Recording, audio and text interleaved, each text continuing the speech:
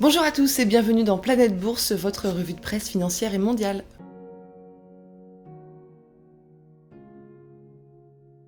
Et on commence avec l'Europe. Arcadia baisse le rideau. Déjà en difficulté avant la pandémie, le groupe qui détient les marques Topshop et Burton dépose le bilan. 13 000 emplois sont menacés et le PDG Philippe Green annonce chercher des candidats pour le rachat.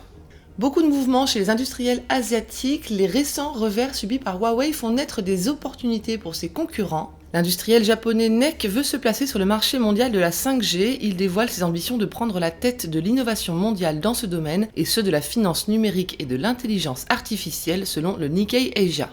Huashen, le groupe automobile contrôlé par le gouvernement chinois, détiendrait une dette de 5,1 milliards de dollars. Cette annonce, qui fait suite au défaut de paiement de plusieurs entreprises d'État, fait naître de nouvelles craintes sur la stabilité du système financier dans l'empire du milieu. Les détails dans le Financial Times. Est-ce la fin du Galaxy Note pour Samsung? Le modèle de smartphone haut de gamme ne parviendrait plus à conquérir son public selon Reuters. LG Chem va doubler sa production de cellules de batterie qu'elle fabrique en Chine pour Tesla. L'industriel sud-coréen déclare vouloir accompagner la demande croissante et l'expansion de l'américain, spécialiste des véhicules électriques. Nippon Steel et ArcelorMittal vont doubler la capacité de production d'acier de leur filiale indienne AMNS India, l'ancien Essar Steel, qui devrait produire 23 millions de tonnes par an d'ici 2030. Et enfin, la Banque centrale du Japon déclare des gains records de 56 milliards de dollars, mais la stratégie de son directeur, Haruhiko Kuroda, est pointée du doigt.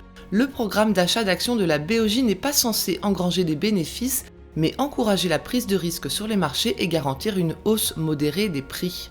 Aux États-Unis, Exxon va réduire drastiquement ses dépenses et revoir à la baisse ses objectifs de production d'ici 2025. La pétrolière texane en difficulté, qui déclare également cesser ses investissements dans certains actifs de gaz naturel, va se concentrer sur l'amélioration de ses bénéfices et le maintien de son dividende. Apple et Amazon s'unissent pour soutenir les développeurs d'applications. Amazon, via son service cloud Amazon Web Services, mettra à disposition des ordinateurs Apple pour que les développeurs puissent créer des applications à distance. Zoom dévoile un chiffre d'affaires trimestriel à 777 millions de dollars contre 166,6 millions de dollars un an plus tôt, bien au-delà des prévisions des analystes, à lire dans le Wall Street Journal. Facebook va racheter Customer, le spécialiste des plateformes de services clients et des chatbots. Le montant du deal n'est pas connu, mais la start-up serait évaluée à 1 milliard de dollars. General Motors fait marche arrière et n'entrera pas au capital de Nikola, le spécialiste du camion électrique. GM perd 2,7% hier en séance, les détails dans le Wall Street Journal. Et enfin, Bayer retoqué par la justice américaine, le versement de 648 millions de dollars aux victimes de la contamination au PCB, les biphényles polychlorés de l'ancien Monsanto, a été rejeté par le juge fédéral en charge. Il considère que cette somme trop large protégerait Bayer contre de futures réclamations des plaignants.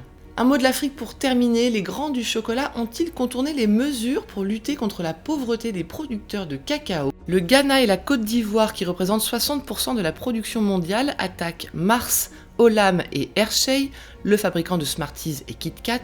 Ces industriels n'auraient pas versé les 400 $ de prime par tonne de cacao. Mars réfute les accusations. Voilà ce qu'il fallait lire aujourd'hui sur les unes du Monde. À demain.